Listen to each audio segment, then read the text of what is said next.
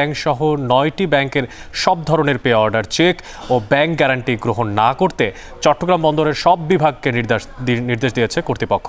এতে বিপাকে পড়েছেন গ্রাহকরা। বিস্তারিত জানাতে যুক্ত হচ্ছেন সহকর্মী হাজেরা শিউলি।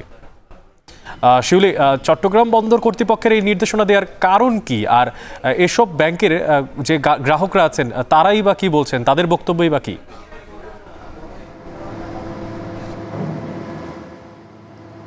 বেশ কিছুদিন ধরেই বাংলাদেশ ব্যাংক আর্থিক ঝুঁকিতে থাকা এসব ব্যাংকের লেনদেন, ঋণ বিতরণ সহ এলসি খোলার ক্ষেত্রে বিভিন্ন ধরনের নিয়ন্ত্রণ এবং বিধিনিষেধ আরোপ করেছে। এবং এসব কারণে গত 2 সপ্তাহ আগ থেকেই অনেকগুলো শিপিং এজেন্টই এসব ব্যাংকের তাদের সেবার বিপরীতে বা যেসব সার্ভিস চার্জের বিপরীতে পে অর্ডার গ্রহণ করছিল না এবং ফিরিয়ে দিচ্ছিল। এর সঙ্গে চট্টগ্রাম বন্দরের এই নির্দেশনা আমদানি রফতানিকারকদের আবার নতুন করে সংকটে ফেলেছে।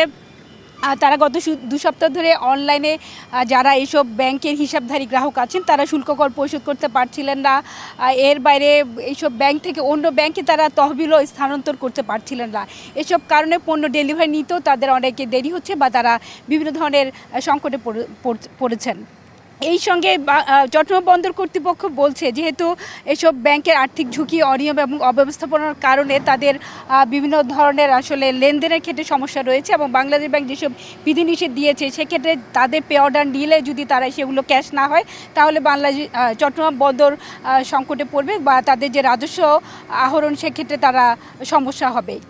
এর বাইরে যে 9টি ব্যাংকে ইসলামী bank Bangladesh, Padma bank, union bank, commerce bank, national bank এবং ফার্স্ট সিকিউরিটি ইসলামী ব্যাংক, আইসিবি ব্যাংক, এসব ব্যাংকগুলোতে চট্টগ্রাম বন্দর কর্তৃপক্ষের যে আমানত আছে পূর্বের, সেই আমানতগুলো তারা উত্তোলন করতে পারছিলেন না এবং এসএলএম গ্রুপ সংশ্লিষ্ট 4টি ব্যাংকে প্রায় 1000 কোটি টাকার আমানত আছে, এফডিআর তারা করেছিলেন, কিন্তু সেই আমানতগুলো তারা উত্তোলন করতে পারছিলেন না। এইসব সংকটের কারণে তারা আসলে সাময়িকভাবে এইসব ব্যাংক থেকে সব ধরনের আর্থিক লেনদেন বন্ধ রাখতে নিষেধাজ্ঞা দিয়েছে বন্দর কর্তৃপক্ষ। তারা বলছে আবার যদি এসব ব্যাংকের কার্যক্রম স্বাভাবিক হয় এবং বাংলাদেশ ব্যাংক থেকেও যদি সুনির্দিষ্ট কোনো নির্দেশনা থাকে তখন আবার তারা এসব ব্যাংকের পে অর্ডার নেবেন। এক্ষেত্রে আসলে যাদের অন্য কোনো ব্যাংকে হিসেব নেই বা অ্যাকাউন্ট নেই তারা বেশি বিপাকে পড়ছেন বিভিন্ন ধরনের লেনদেন ক্ষেত্রে। এবং বন্দরে যেসব সার্ভিস আছে, বিশেষ করে কোনো জাহাজ যখন বন্দরে ভিড়ে সেটার যে berthing charge, water service charge, tugboat charge এবং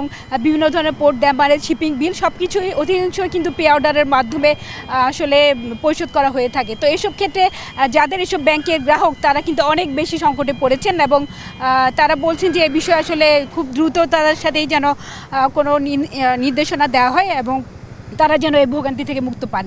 তো এই ছিল আমার কাছে এখনকার মতো সবশেষ। অনেক এসএলএম গ্রুপের পরিচালিত 6টি ব্যাংক সহ 9টি ব্যাংকের সব ধরনের পে অর্ডার, চেক ও ব্যাংক গ্যারান্টি গ্রহণ না করতে নির্দেশ দিয়েছে চট্টগ্রাম বন্দর কর্তৃপক্ষ। সে বিষয়ে জানাতেই চট্টগ্রাম থেকে যুক্ত ছিলেন সহকর্মী হাজেরা শিউলি। এখন জনপদে নিচ্ছে একটা বিরতি, ফিরছে একটু পরেই, সাথে থাকুন।